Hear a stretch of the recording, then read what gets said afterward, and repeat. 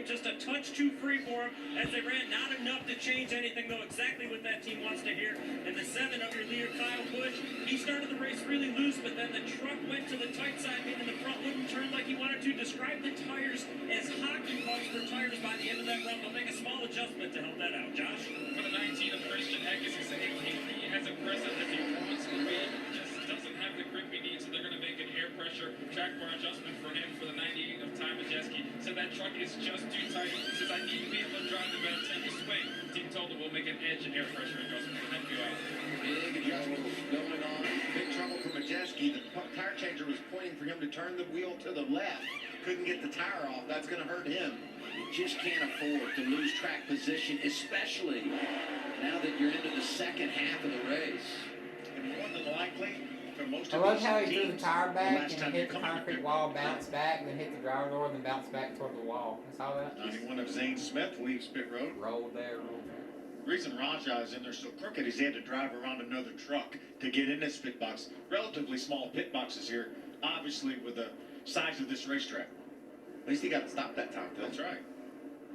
There's a whole lot going on here. You know that? We'll reset it all for you and line it up for the final stage when we return on FS1.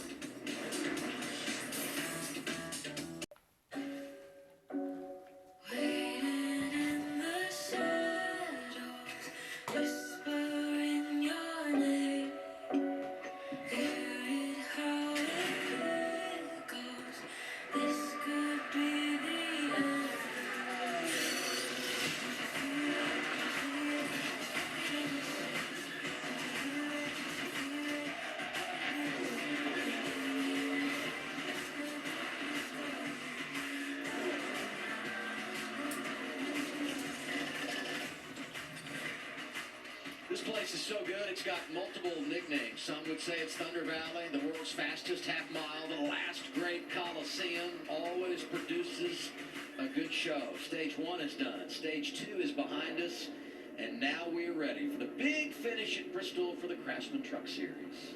See Nick Sanchez, that 2 truck, going by some lap trucks. Had a loose wheel, had to come back down pit road.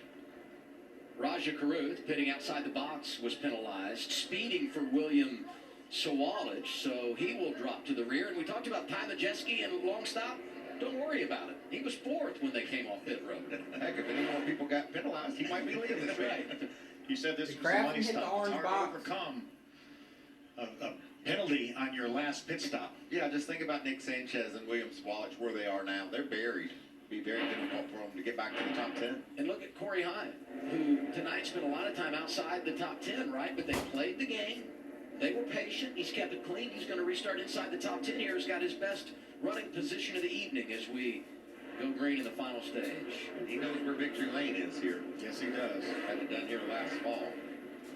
Now this will be an interesting restart. Kyle Busch takes the top. We saw him get the lead up there, but he also held off Christian Eckes on the bottom. See if Kyle Busch can do that again. He's pretty good.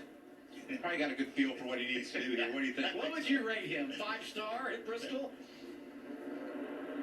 Final stage for the tailgaters. Kyle Busch on point again. Just that little bit of momentum he gets from the launch is enough to get down in front. Look at the run Eckes got off the turn. Tyler Ankrum hanging around. Teammates behind Kyle Busch. Majeski charging in the 98. Maybe a little contact there with Ankrum. I think there was. How about Craftmen, that yellow truck there battling up in the top 5. Great run for Matt. Oh! There goes Majeski. He's going to have contact. Ben Rhodes, his teammate. And the teammates, the 90, the 98, and the 99, heavy damage. We are lucky. Ben Rhodes and And we Majeski. were just underway that we didn't have more trucks get involved. Several trucks behind him. You're kidding me, teammates. Sideways. There you see the damage to Ben Rhodes' truck. Solid run for that number 99. I think Majeski will have to Tire pit road. road. Tire Pit road there. 2 of the best Stephen drivers Parsons in the series and took one of the lead best around. teams in the When you do series. that, you just hope we get a quick caution. He got it. Now he can pit, and he's going to be in line with everybody else, and a little bit Twins. fresher tires than everyone because he's not a lot, Yeah, right? not enough to but matter. small advantage. Yeah, but back on the lead lap, that's the critical. That's big, yeah. That was wild off turn 2, wasn't it? It happened so fast, just like everything at Bristol. A little bit of contact and a round with Majeski. When Stephen took the waiver on that left Ty Dillon as the only truck one lap down, so he will get the free pass. Let's see what happens here as they exit turn 2. Majeski in the I'll 98 give down him there a on the help. bottom. Let's see. Just Got gets it, mate. loose and bounced up the hill. And watch Matt Crafton. You talked about what a great run he's having.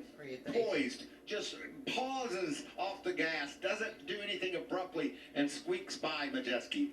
Yeah, Ben wasn't near as lucky as Matt was because Ty was coming down the racetrack right in his path. I wonder what Duke Thorson's reaction was to that. Crafton going by on the outside. Rhodes gets collected with Ty Majeski. All teammates. Let's watch this real time. This is going to be wild. That little bit of a looseness there shot him up the track. Ben didn't have anywhere to go, like you said. Ty would have probably been fine had he not got into the truck outside of him and then turned him back towards the inside wall. Hey, the good news for Ben Rhodes is that he got some stage points because once again, maybe on the outside looking in when it comes to a top 10 finish, doesn't have one yet this year. That's a terrible feeling. Just a little bit of a slip, and it happened so fast here at Bristol. Couldn't overcome it. As you mentioned at the very top of the show, one of the best short track racers in the country. It can happen to anybody. These guys are on the edge. Look at Matt Crafton in that night. In that 88 on the outside. About Zane got by just before Ty came back down the hill into Bend. Let's see if Daniel Dye's running up in the 11th spot has a picture of this. Oh, yeah. You knew he would. Look at him getting it wound up before he got in the back of Grant Enfinger. Always.